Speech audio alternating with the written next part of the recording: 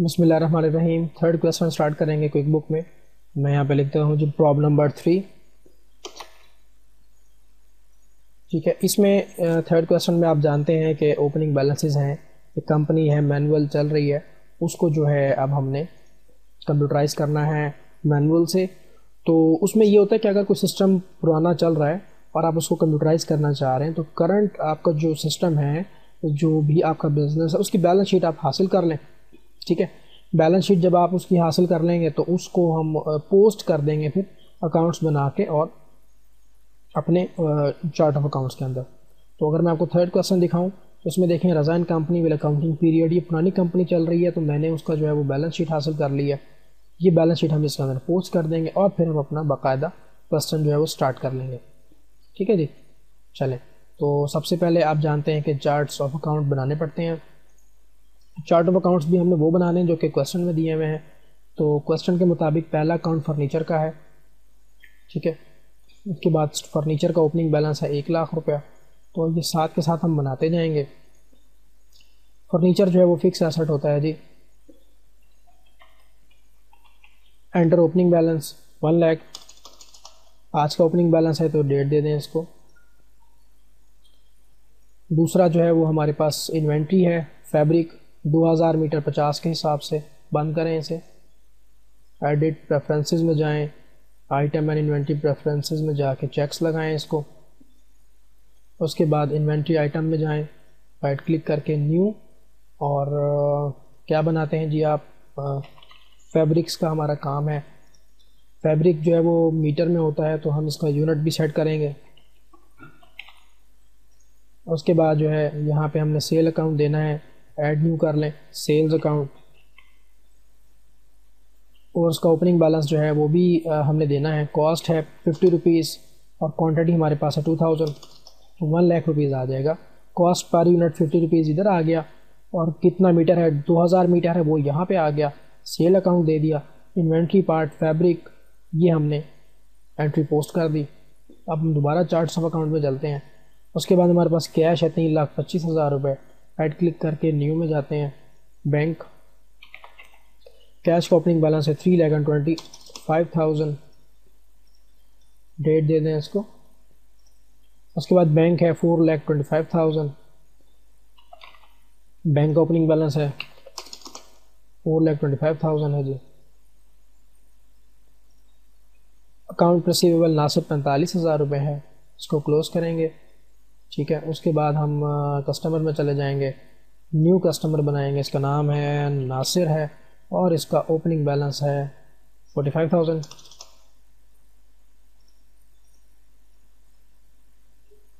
Clear. इसी तरह से कैपिटल है 7,35,000 का।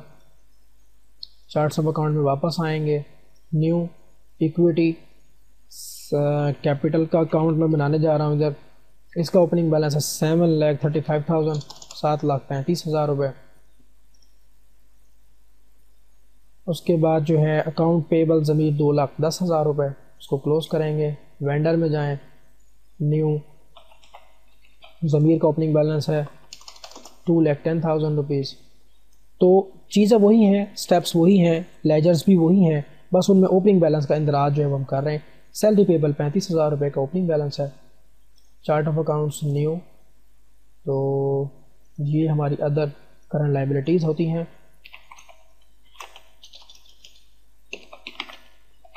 सैलरी पेबल जो है ये है जी 35,000। डेट दे देंगे इसको हम, ओके। उसके बाद जो है एक्यूमुलेट डेप्रिसिएशन 15,000 रुपये की, ये हमारी प्रोविजंस होती हैं। इसको हम अदर करंट लाइबिलिटी से ही लिंक करेंगे क्योंकि इसमें प्रोविजन का काउंट नहीं होता। एक्यूमुलेट डेप्रिसिएशन जो है ये कितनी है 15,000। तकरीबन सारे लेजर्स हमने बना लिए हैं और सबके हमने बैलेंसेस पोस्ट भी कर दिए हैं। तो आए हम ज़रा देखें कि ये हमने एंट्री ठीक करी है कि नहीं की। तो आप कंपनी में जाके इसकी बैलेंस शीट आप चेक कर लें। 9,95,000 बिल्कुल करेक्ट इसका आंसर है। इसमें तमाम चीज़ें हम पोस्ट कर चुके हैं, जो कि हमारा ओपनिंग बैलेंस ये है 9,95,000, और हमारा जो आंसर है वो भी 9,95,000 ही है। चल, अब हम यहाँ से क्वेश्चन को स्टार्ट करते हैं। Cash paid for salary for the month of June. ये जो क्वेश्चन है ये जुलाई के महीने का है और तनख्वाह हम अदा कर रहे हैं जून के महीने की, यानी पुराने वाली एंट्री को हम पे कर रहे हैं। तो सैलरी पेबल डेबिट हो जाएगा और कैश क्रेडिट हो जाएगा। Cash paid for salary for the month of June, तो 35,000 रुपये जो हमारे पास जो हम पर पेबल थी वो हम पे कर रहे हैं। कंपनी में जाके मेक जर्नल एंट्रीज कर लें, ठीक है। सैलरी पेबल 35,000 रुपये डेबिट और कैश 35,000 रुपये क्रेडिट। उसके बाद है कि ज़मीर को 50,000 की पेमेंट की, कैश पे टू ज़मीर।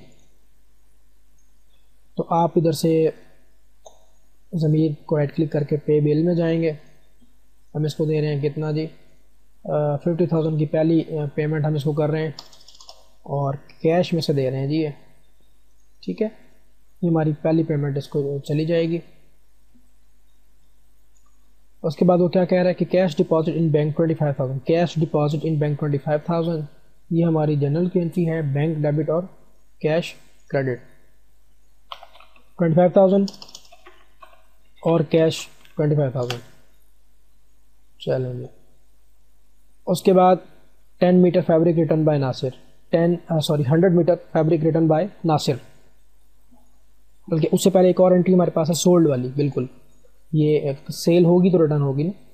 तो नासिर का अकाउंट हमने बनाया हुआ है, उसको 500 मीटर जो है वो सेल करना है 100 के हिसाब से। बहुत इजी है। क्रिएट इनवाइस नासिर, पहली सेल है आपकी और फैब्रिक आप दे रहे हैं, कितना दे रहे हैं 500 100 के हिसाब से। तो 500 100 के हिसाब से 50,000 ये माल क्रेडिट पे चला गया। 45,000 रुपये जो है वो हमने पहले के लेने हैं और 50,000 रुपये ये लेने हैं, तो तकरीबन मिला के 95,000 रुपये बन गया जी ये। उसके बाद 100 मीटर वापस आ गया नासिर से, इसको बोलते हैं रिफंड एंड क्रेडिट। नासिर ने वापस कर दिया है, ये बनेगा SR1 cell return 1 against S1। Item fabric है और 100 मीटर है जी ये, और रेट कितना है 100 के हिसाब से। तो अप्लाई टू इनवाइस करेंगे आप। इनवाइस कौन सी, ये नीचे वाली 50,000 वाली।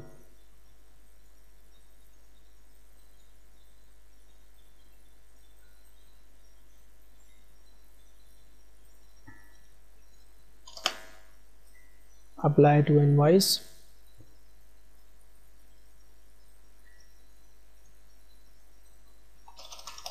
$10,000 वहाँ से हटा लेंगे और यहाँ लगा देंगे 50,000 वाले पे, उसको ज़ीरो कर दें। तो क्योंकि जो माल 50,000 का लेके गया था वो रिटर्न कर रहा है, तो वो वाली इनवाइस बनेगी, ठीक है। इसको चेक लगा के 10,000 की रकम यहाँ लिखनी है, डन कर दें। पहले हमने लेने थे कि इससे 95,000 और अब हमने इससे लेना 85,000, ठीक हो गया। चलिए, अब वो कह रहा है कि आपने फैब्रिक परचेज़ किया आबिद से क्रेडिट पे 3,000 मीटर। वेंडर बनाए, राइट क्लिक करके या न्यू में जाके आबिद के नाम से। आबिद हमारा फ्रेश वेंडर है, बिल्कुल न्यू वेंडर है, तो हम इससे माल जो है वो ले लेते हैं आबिद से। यह आपकी पहली परचेज़ होगी। तो फैब्रिक हमने कितना लिया जी, 3,000 मीटर लिया है, रेट 50 है और क्रेडिट पे ये हमने माल लिया है उससे। सेव कर दें इसको। उसके बाद वो क्या कह रहा है, वो कह रहा है कि रिटर्न सोल्ड फैब्रिक टू रहीम। रहीम को हमने 1000 मीटर फैब्रिक क्रेडिट पे सेल किया। तो हम एक जो है वो कस्टमर बनाएंगे, इसका नाम रखेंगे हम रहीम। राइट क्लिक करके क्रिएट इनवाइस में जाएंगे। ये आपकी दूसरी इनवाइस है, फैब्रिक 1000 मीटर और 100 के हिसाब से है जी, ठीक हो गया। सेव कर दें इसको। अब वो कह रहा है कि आपने रऊफ़ को बेचा 1000 मीटर 90 के हिसाब से, बट कैश पे, ठीक है। तो एक और हम कस्टमर बना लेते हैं, इसका नाम हम रखते हैं रऊफ़। रऊफ़ को फिर हम अब जो है वो क्रिएट इनवाइस बनाते हैं। ये हमारी तीसरी सेल है, फैब्रिक है 1000 मीटर 90 के हिसाब से।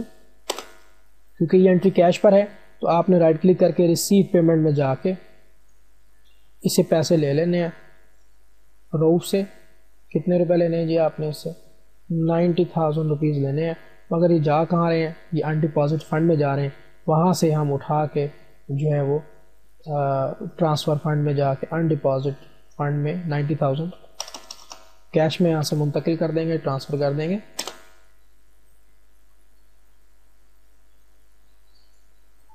ओके उसके बाद वो क्या कह रहा है कि रऊफ़ जो है वो हम 50 मीटर फैब्रिक वापस लेके आ गया, उसको बोलते हैं। अच्छा रऊफ़ ये वो शख्स है जो कि आया था और 1000 मीटर फैब्रिक ले गया था और कैश पर, यानी कि अब अगर ये माल हमें वापस करता है तो हमें इसको पैसे यानी कैश रिटर्न करना होगा। ठीक है, तो ये मैं आपको एंट्री करके दिखा देता हूँ। रिफंड्स एंड क्रेडिट में जाना है, यहाँ से रऊफ़ लेना है, तो ये बन जाएगा SR2 against S3। Cell number 3 है, रिटर्न दूसरी है। फैब्रिक कितना है जी, ये तकरीबन बनेगा हमारे पास 50-90 के हिसाब से 4500 रुपये का कैश हमने उसको वापस करना है। 50 मीटर 90 के हिसाब से जब मैं एंटर करूंगा तो वो पूछेगा कि अप्लाई टू इनवाइस करना है या गिव अ रिफंड, तो मैं गिव अ रिफंड करके ओके कर दूंगा। अब वो पूछ रहा है कि कहाँ से, कैश में से देना है जी इसको वापस आपने 4500 रुपये, ओके कर दें। कैश आपका माइनस हो जाएगा और इन्वेंट्री आपकी इंक्रीज हो जाएगी। उसके बाद ज़मीर को दूसरी पेमेंट करें, चेक 10,000 की। वेंडर में जाएं, ज़मीर पे राइट क्लिक करके पे बिल में जाएं, ज़मीर को चेक लगाएं और यहाँ से हम उसको 10,000 की दूसरी पेमेंट बैंक से दे रहे हैं, पे कर लें इसको। ओके उसके बाद वो क्या कह रहा है कि आबिद को भी 2500 की पेमेंट कर दें चेक से। आबिद पे राइट क्लिक करें, पे बिल करें, चेक लगाएं आबिद को 2500 जो वो बैंक से आप दे दें उसको। उसके बाद चेक आया नासिर से 35,000 का और आपने उसको HBL में जमा करवा दिया, यानी अपने बैंक में जमा करवा दिया। तो आप नासिर पे राइट क्लिक करके रिसीव पेमेंट में चले जाएंगे। अच्छा जी, कितनी अमाउंट आ रही है नासिर से, 45,000 रुपये पहले के लेने हैं और बाकी 40,000 रुपये बाद के जो आपने ऐसे लेने हैं। तो ये 35,000 रुपये जो ये दे रहा है ना, ये आप जो है वो पुराने वाले अकाउंट में एडजस्ट करवा दें कि भाई ये भी आपने जो है वो हमें देने थे। तो ये 35,000 रुपये जो है वो आप उससे ले लें।